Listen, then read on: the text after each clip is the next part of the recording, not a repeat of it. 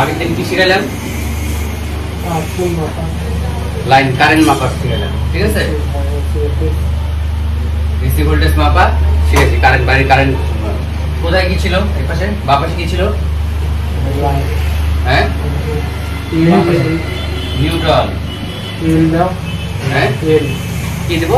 Line হবে, line হবে, line. ওটা আর্থিং।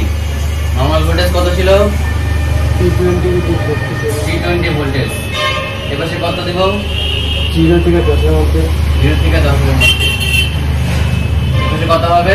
মাইনাস যা আসবে এটা নিউট্রাল আর ভোল্ট মাইনাস যা থাকবে 2, বাকি এপাশে যদি 2 থাকে তাহলে এটা -2 হবে, ঠিক আছে? সমান 218 ভোল্টেজ, ঠিক আছে? বোঝা গেছে তো?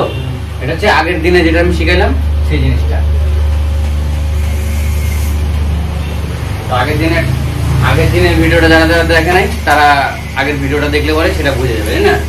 তো আজকে শেখাবো কি, এবার লাইন তো শিখে গেলাম যে বাড়ির কারেন্ট। এবার কারেন্টটা আসে কিন্তু একটা তারের মাধ্যমে আসে। আমাদের যে ইলেকট্রনিক্স প্রোডাক্ট আমরা শিখাই, ইলেকট্রনিক্স প্রোডাক্ট টিভি, ফ্রিজ এগুলো কিন্তু আসে। ইলেকট্রিক আলাদা, ইলেকট্রিক হচ্ছে ওয়ারিং মানে কারেন্টের কাজ, আর হচ্ছে ইলেকট্রনিক্স হচ্ছে আমাদের ডিভাইসের কাজ। বোঝা গেল তো? ইলেকট্রিক মানে কি? ইলেকট্রিক মানে কারেন্ট, ঠিক আছে? কারেন্ট, ওয়ারিং এগুলা করে, হ্যাঁ? আর ইলেকট্রনিক্স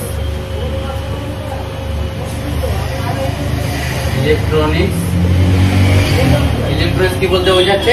ইলেকট্রনিক্স হচ্ছে ডিভাইস গুলো বোঝাচ্ছে, প্রোডাক্ট।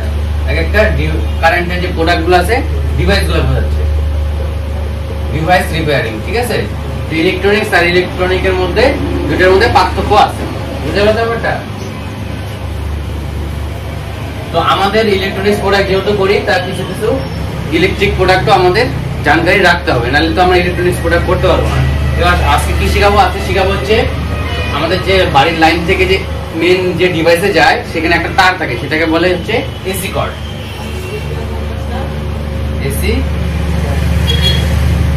এসি কর্ড, ঠিক আছে? এবার এসি কর্ডটাকে আমরা কিভাবে মাপবো, কিভাবে কি করবো? দেখা গেলো একটা টিভির মধ্যে, একটা টিভি আছে, সেই টিভির মধ্যে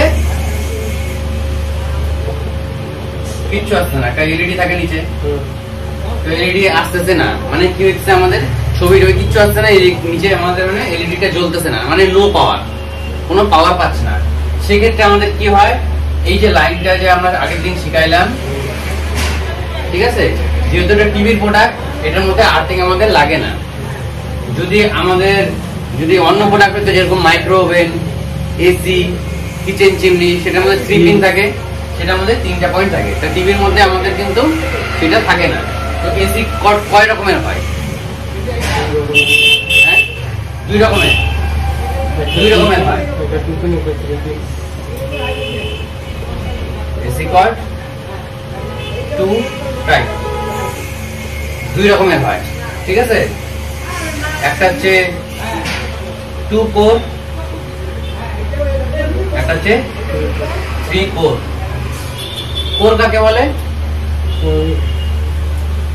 3টা এসে কোর বলতে হচ্ছে পয়েন্টকে বলে কি 2 টাইপ হবে। 2 কোর মানে হচ্ছে 2টা তারকে একখানে জোড়া দেওয়া, অর্থাৎ এই যে এসি কর্ড আছে, এই যে তারটা যে আছে, এই 2টা তার দেখা যাচ্ছে 2টা তার কিন্তু দেখা যাচ্ছে না, এটা একটাই তার আছে, তাই এটার ভিতরে 2টা তার দেওয়া আছে। তো এটাকে বলা হচ্ছে আমাদের কোর, ঠিক আছে? তো এবার হচ্ছে 3 পিন, এই যে 3 পিন যেটা আমি বললাম, এখানে কয়টা তার আছে?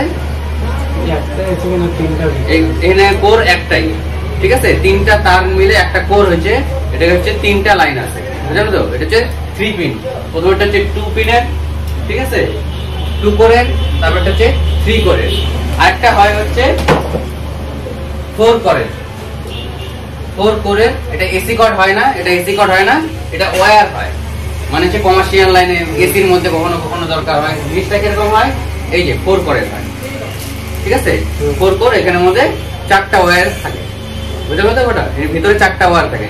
এসির ক্ষেত্রে 4টা ওয়্যার থাকে, একটা ওয়্যারিং যায়, একটা হচ্ছে নিউট্রাল যায়, নিউট্রাল যায় একটা লাইন, লাইনটাকে এক কথায় ফেসও বলে। হ্যাঁ, ফেস বলে না, নিউট্রাল মাইকাছে বা ফেস মাইকাছে, এই লাইনটাকে আমাদের ফেসও বলে।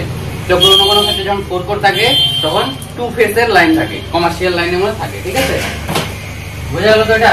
তো এসি কর্ড হচ্ছে 2 টাইপ, 2 রকমের আছে আমাদের। ঠিক আছে, তো টিভির মধ্যে আমাদের কয় রকম লাগবে? 2 রকম। বোঝা গেল তো ব্যাপারটা? 2 রকম লাগে। তো আমাদের 2 রকম লাইন কি হবে? একটা লাইন যাবে, একটা নিউট্রাল যাবে 1 কোরের মধ্যে। এইবার যে এই তারটা যে আছে, এই তারটাকে আমরা কিভাবে চেক করব? কিভাবে চেক করব বলতে হবে? এই তারটা ঠিক আছে কিনা কিভাবে আমরা চেক করব? হ্যাঁ, মিটার দিয়ে চেক করবো, তাই তো? কিভাবে চেক করবো? মিটার দিয়ে তো অবশ্যই চেক করবো। এর পরের ভিডিওতে আমরা দেখবো যে মিটার কিভাবে চালাতে হয়।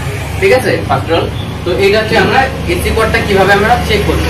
যে কোনো মাল্টিমিটার হোক লাগাই দেখবো যে ভোল্ট কতটা আছে, ভোল্ট কতটা কিভাবে কিভাবে চেক করবো?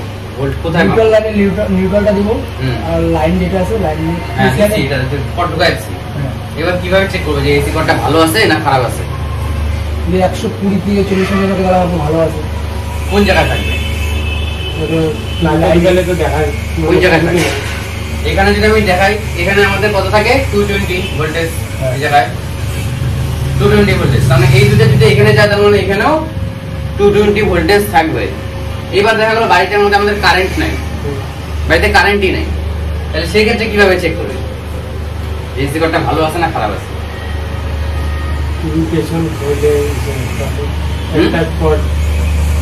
কিভাবে চেক করবো বুঝতে পারবি? তো মাল্টিমিটার দিয়ে আমাদের চেক করতে হবে কি, যে কারেন্ট না থাকে সেক্ষেত্রে আমরা তো এখানে নাপ দিলেই বুঝে যাবো যে 220 ভোল্টেজ আছে, তার মানে এসি কোডটা আমার ঠিক আছে। বাকি প্রবলেম বোর্ডের মধ্যে আমাকে থাকতে পারে, যে কোনো বোর্ডটা আছে, সে এসি হোক ফ্রিজ হোক যাই হোক, সেই বোর্ডের প্রবলেম কিন্তু থাকতে পারে। তো এবার এই যে এসি কোড যে লাইনটা যে আছে, এটাকে কারেন্ট ছাড়া, কারেন্ট নাই, কিভাবে চেক করবো? সে কি করতে হবে? একটা ওয়্যার আছে, এটা এ, এটা বি, বুঝা গেল তো ব্যাপারটা? এই মাথার থেকে এই মাথা কি করে কারেন্টটা ফ্লো করতেছে, তারপরে বোর্ডের মাধ্যমে গিয়ে আবার সেকেন্ড তার দিয়ে আবার রিটার্ন করে, মাইনাস প্লাস এটাকে বলে। ঠিক আছে, ওটা এ, এটা হচ্ছে বি লাইন। এবার কিভাবে আমরা চেক করবো? মিটারের মধ্যে কন্টিনিউটি আছে, মানে বাজার মোড যেটা বলে, বাজার মোড, আমার মিটারটা ওই কর, বাজার মোড বলে। যে কোনো মাল্টিমিটার সেটার মধ্যে বাজার মোড থাকবে। বাজার মোডটা দেখতে কিরকম হয়? মিটারের মধ্যে দেখবি, মিটারের মধ্যে দেখবি এক জায়গায় দেওয়া থাকবে এরকম, এরকম দেওয়া থাকবে, এটা হচ্ছে বাজার মোড। ঠিক আছে, বড় করে দেখাই,